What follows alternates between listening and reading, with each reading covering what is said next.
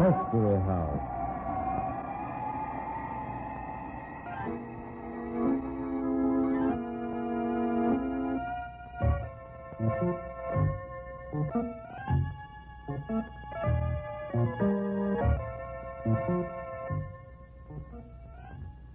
Mystery House, that strange publishing firm owned by Dan and Barbara Glenn, where each new novel is acted out by the Mystery House staff before it is accepted for publication.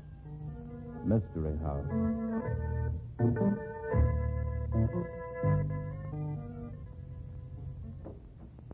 Well, come right in, Art. We're just about ready to start. Hi, Mrs. Glenn. Where's Dan? He was called out of town on business, a publisher's convention. Uh-oh. I know all about these conventions. So do I, Mr. Hearn. That's why I loaded him down with so much work he won't have time to draw a deep breath. Say, speaking of deep breaths, have you ever noticed how important breathing is to a radio announcer? In what way? Why, you have to breathe deeply to make your commercial announcements sound natural and easy. Take this, for example.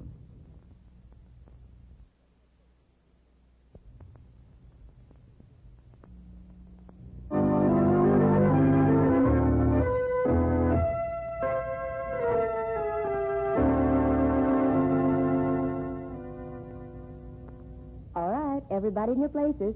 Set the scene, guys. Death at Deadline. Tonight's story opens in the private office of Luke Chilton, managing editor of The Star.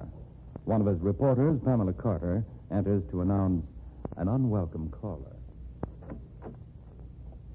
You have a caller, Luke. Oh, yes, Pam. I'm busy as ever right now, making the dummy on page 1. The same old caller, Luke. You know me and Jim Boland. The same. He always comes when I'm busy, and he knows it damn well. I'll tell him you're not in. No, that won't do. He knows I'm in. Look, Luke, why not give him the bum's rush? Just because he was a reporter on the Star and you fired Oh, him... it's not that I'm soft, Pam. I feel sorry for the guy. He could have been a good reporter if he... If he hadn't had a heart full of larceny. Why, you'd have lost your own job if you'd let him get away with the kind of shakedowns he was pulling. No respectable people... I know. Show him in. You are too soft, Luke. You'll see you, Jim. Thanks. Oh, don't run on my account, Pammy. Hello, Jim. Busy as a little bumblebee, aren't you, Luke? I am busy, Jim. And a little hard up. $10 is just about all I can spare. Skip it, Luke. Surprise. I'm not after money tonight. No? No. I've been thinking things over, and I've decided to come back to work for the Star. I'm sorry, Jim. You're a good reporter, but after what happened... Well, it was blackmail, Jim. You suppressed the story for money. The whole staff knew about it. If I'd put you back on, I'd lose the respect of everybody in the plant. I always liked the Star. If you're ready to get down to business and do a good reporting job, there's no reason why you can't get back to work. But not on this newspaper. But it's on the Star I want to work for, Luke. You don't seem to understand. I'm sorry, Jim. Look, I've decided to go back on the Star. And if you're smart, you'll take me. I told you I can't, Jim. If you don't, you'll be making a big mistake. And it's a mistake I'll have to make. I'm giving you a chance, Luke. You're giving me a chance. Now listen here. That's what I said. You fired me. I took my spanking like a little man. But I've decided the period of punishment's over. I'm back. No, you're not. You with your pious talk of blackmail. You know why you fired me just as well as I do. Do you think I ever fell for that blackmail gag? That was the truth. You fired me because you're in love with Pam Carter and you thought I was in the way. You can't talk to me like that and get away with it. I can't talk that way because you don't like to hear the truth. I was running you a close race with Pam till you fired me. Get out of here. I don't have to put up with this kind of talk. You've no right in here. No right in the Star? Why? Because I was fired by you. But you're going to hire me again. You're wrong, Jim. Dead wrong. Now get out of here. I'll have some of the boys throw you out. I'm getting back under the Star, back where Pam is. Back where I can straighten things out with her. And if I can't do it because you're here, I'll have to see that you're not here. You, think you can get my job? Go right ahead and try. I'm not talking about your job, Luke. I'm talking about you. I can get rid of you so easy you wouldn't believe it. Permanently.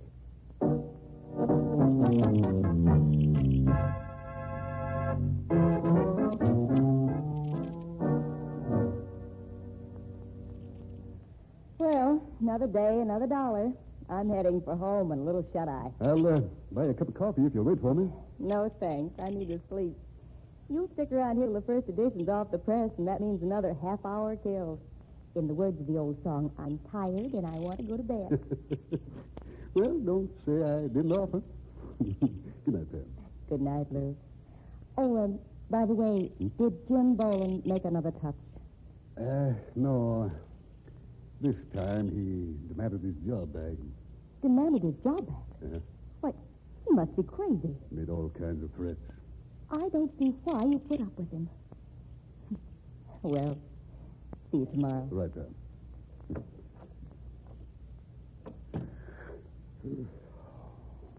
Well, might as well get out some notes to the city editor on the wire desk.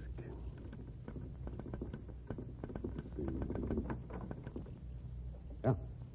You want to see me? You're Luke Chilton, ain't you? That's right. Then I want to see you. Have a chair. I'll stand up, thanks. I talk better on my feet. What do you want? I'm Jeff Corcoran. Oh, yes. We've had a few stories about you, Mr. Cortland. But I never had the pleasure of meeting you. It ain't going to be any pleasure for you, Chilton. No? No. I got a tip you're letting loose on me in tomorrow morning's paper. Then you've been misinformed, Cortland. Not that it wouldn't be a pleasure to have a story on you. You got it all right. If you'd oblige me with the facts, I'd be happy to print it. Don't try to bluff me, Chilton. You're blowing me wide open with a story about my gambling joint. You're wrong. If I ever get the chance, I will. But you don't figure in tomorrow's news. Not yet, at any rate. I'll believe you when I see the paper. Well, you won't have to wait long. The boy should bring me a copy in a couple of minutes. I'll wait. Who told you there was going to be a story about you? That's none of your business. But I'm afraid it is. The people on this paper are telling outsiders about the... Oh, it wasn't anybody who works for you. I know how you feel about that. I got the same kind of trouble. Rats that give tip-off. Pardon me. Here's your paper, Mr. Chilton. Thanks, Billy. You can beat it now. Okay. Good night, Mr. Chilton. Good night. Yeah, there it is, Cortland. Look it over. Is it on the front page? I told you there isn't any story about you. You can start with the front page if you like. All right. You know, the paper seemed kind of dead without the war news anymore. A nice murder, huh? Say, I'll want to spend some time reading that one. Professional interest? Yeah. Hey, what's this? What are you trying to pull? Fool. I don't get you. This story about me, right in the bottom of the front page. About you. There's nothing... No? You think I can't read? Huh. Jeff Corcoran, #1 hoodlum and gangster, is through. Tomorrow, the Star begins a sensational expose of his operations, naming names, dates, and places. The Star today accuses Jeff Corcoran of crimes ranging from crooked gambling to murder. All of these charges will be substantiated in future articles. Files on Corcoran have been built up over a period of months, and all the Star's information will be turned over to any authorities who are interested. Today, the Star... See that paper. Oh, you didn't know nothing about it, I huh? never saw the story before in my life. What do you think you're talking to, a sap? Somebody's been playing tricks around here. Just a minute. Make a move for that phone and I'll drill you. I just want to call the composing room. I've got to find out where that story came from. You know where it came from, all right. I tell you, I don't... Okay, wise guy. Take a look at all this information you say you got. I don't have any information. No lie. Think you're going to send me to the pen without my even raising a finger? Let's have it, Chilton. I don't have a thing, I tell you. Oh, no? Not much. You'd put yourself right out on a limb like you do in that story if you didn't have proof. Come across. That story never came out of this office. I'm getting kind of tired of listening to that kind of guff, Chilton. You ain't playing with a little boy. I mean business. Fool. Put down that gun. Get me that proof you're yelping about or I'll blast your head off. Now, where's the stuff in? Look around if you won't believe me. I'll look around, all right. There's nothing here. The longer you keep me from calling the composing room, the more papers are going out. You see, you got me right on the spot, don't you? Dope on a murder rap, huh? I don't know a thing about it. Somebody spilled it to you. One of my boys. Think you got me cold, huh? Well, let me tell you something, wise boy. I got you cold, too. The joint's deserted. Even the office boys left. Must be close at 3 o'clock in the morning. Nobody on the streets. I can get away from here plenty easy, and I can fix up an alibi. Now, either you give me that information or I'm going to blow you right off of the map. You fool, you've got to believe me. I believe you, all right. I believe what you wrote in the paper. It says right at the top of the page, if you read it in the Star, it's so. And plenty of other people will believe it, too. What have I got to do to convince you that I don't know anything about it? You couldn't do it, sonny boy. First, I get a tip from a guy who knows what you're doing. He says certain things. I come here, and what he says checks. Everything checks except you. Okay, so will I. No use arguing with you. What do you want me to do? Give me all that proof you say you got about me. But I don't have a thing. I'm getting kind of tired mucking around with you. Either come across me before I count to 3 or I'm going to blast you. 1, 2... Now, listen. Who gave you the tip? That might be important. A guy used to work for you. Still a friend of yours. A guy who spends a lot of time with you. Who? Jim Boland. He doesn't know a thing about what's going on around here. Sure know about that story. Tell on you're stalling for time. 1, 2... All right, wise guy. Fool. You've been framed. You're worse false guy than me.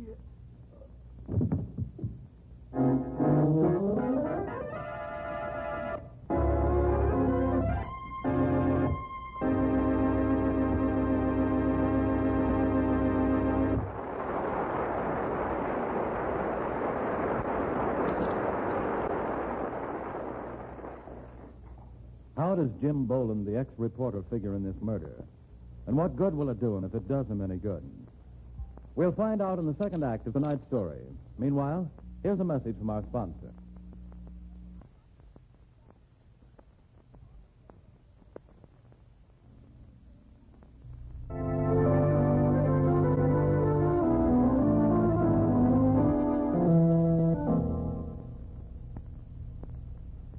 And now, Act 2 of Death at Deadline.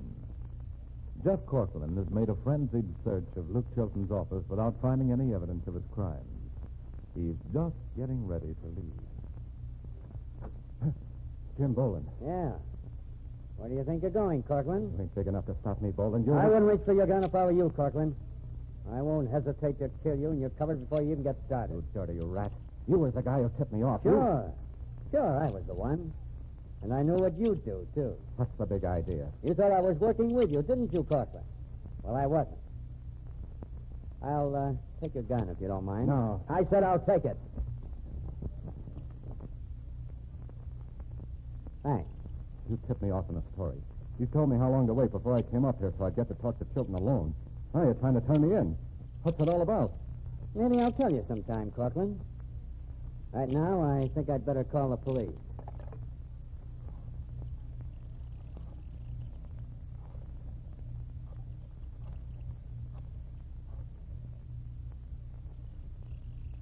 Hello? Oh, Riley? Riley, this is Jim Boland over at the Star. Bring over a couple of good strong boys. Yeah, I've got a murder for you, and it's a little tough to handle. No, I'm not joking. I said a murder, and that's exactly what I mean. Right. Goodbye. Why, you dirty double-crosser. Stand back, Corcoran. There's nothing I like any better than to shoot you.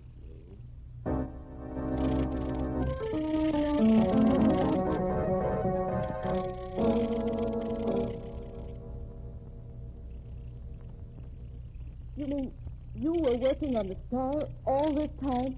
Sure.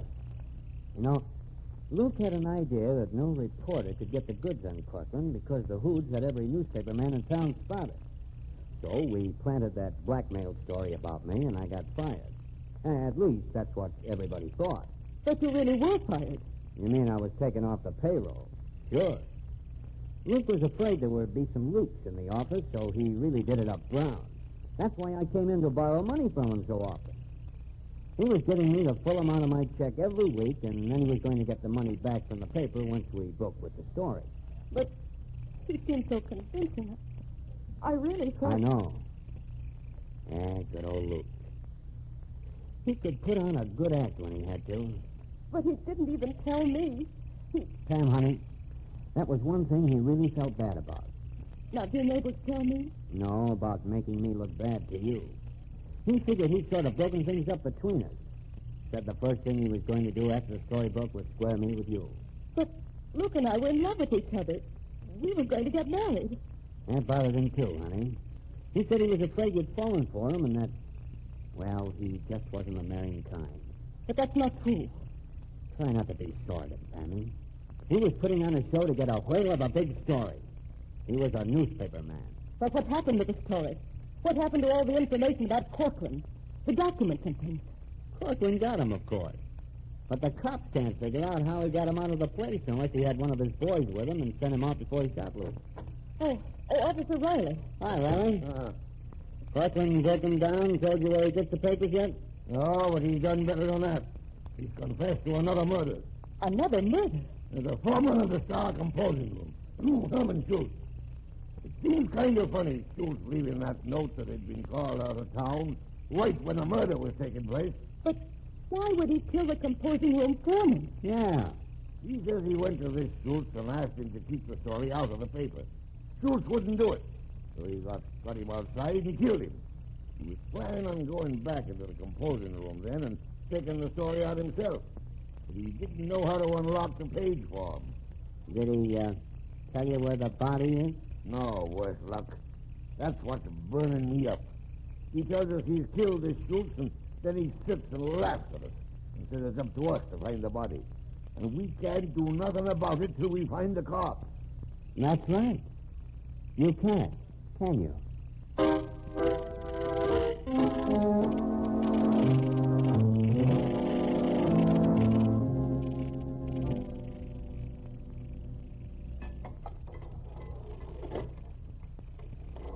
All right, Corcoran. Here he is, but make it snappy. Hello, Miss Carter. Hello. Listen, copper, what are you standing around for? I said I wanted to talk to the lady alone. All right. But no tricks now.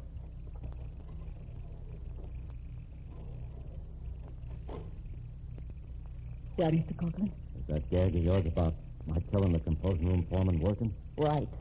The police have finally started looking for Herman Schultz. You know, kind of funny how things work out.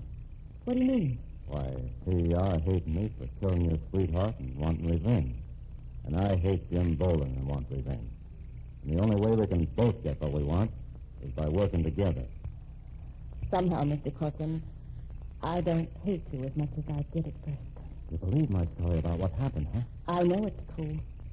Jim Bolin is just as guilty of killing Luke as if he'd pulled the trigger. It was that story. And everything depends on my hunch that Jim Bolin planted that story, then tipped you off. I was crazy sore when I seen it in the Star. Being in print like that, and then I was all through. I lost my head. Which was exactly what you were supposed to do. If the police would just find the composing room foreman's body. Baby, you don't even know he's dead. He has to be. The only way Jim could have planted that story was through Herman Schultz.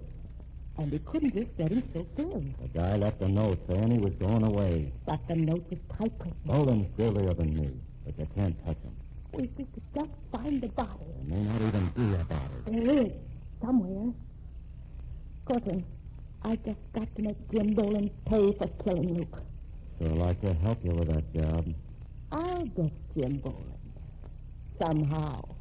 Some way. You know, baby, when you grit your teeth like that, I'd give you a job in my mob. If I was out.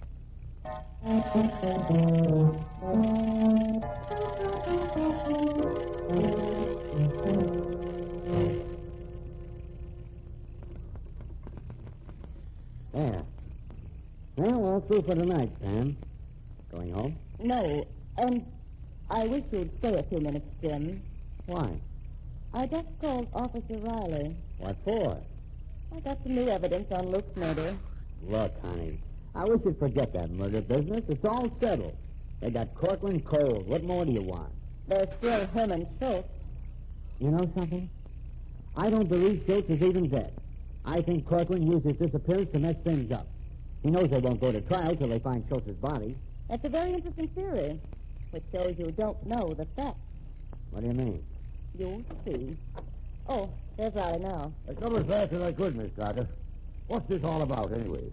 I want you to put Jim Bolin under arrest, Officer Riley. What? Oh, you're joking. I was never more serious in my life. Sam, what's this all about? If it's your idea of a joke, it's in rotten taste. It's not a joke. Do you think I believed you when you said Luke wasn't really in love with me? Oh? So you're sure about that? I never believed it for a minute.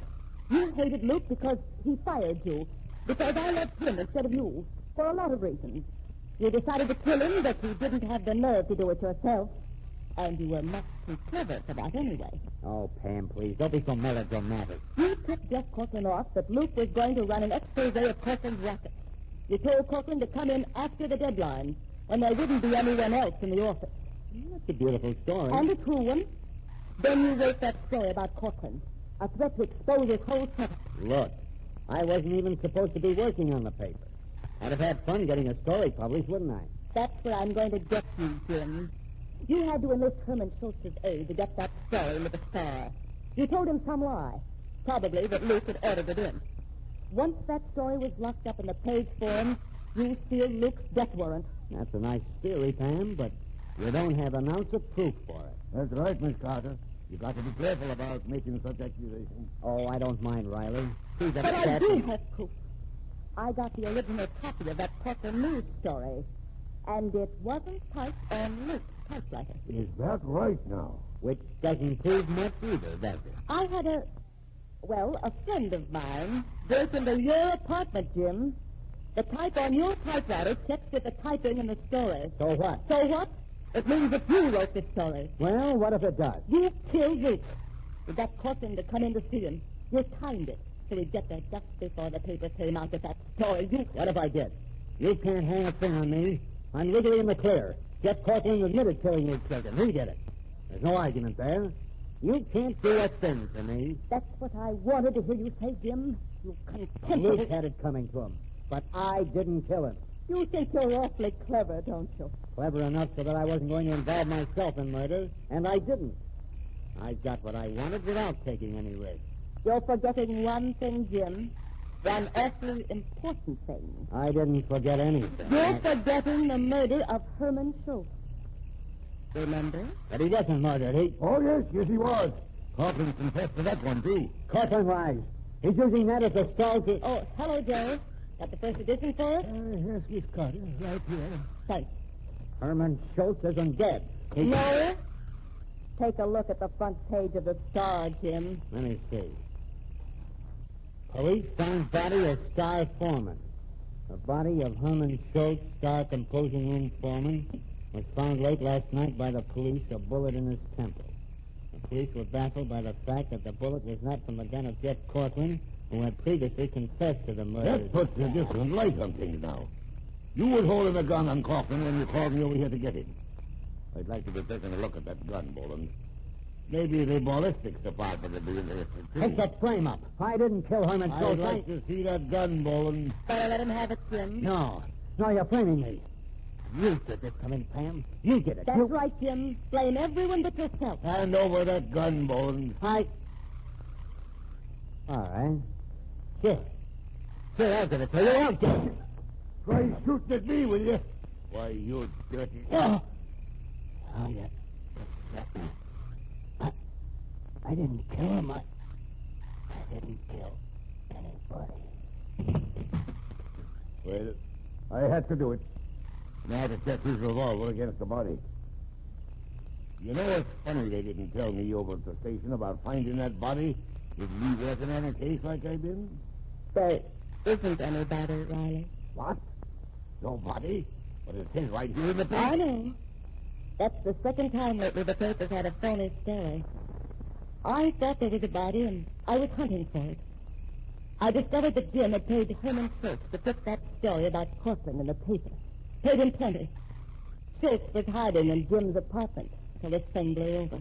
But if Schultz was hiding in Boland's apartment, then Boland knew he wasn't dead. Last night, I asked Jim if I could borrow his revolver. Said I'd been scared lately since Luke's murder. He let me take it. Early this evening, I returned it to him with one bullet fired. When he saw that story, he thought I'd framed him, just as he framed Luke. He could see the police checking the bullet and finding the case in his gun. It never occurred to him that the story in the Star was another fake. It may have been a fake, but it sure got results. Yes, I took care of things for Luke. I suppose I should be good enough.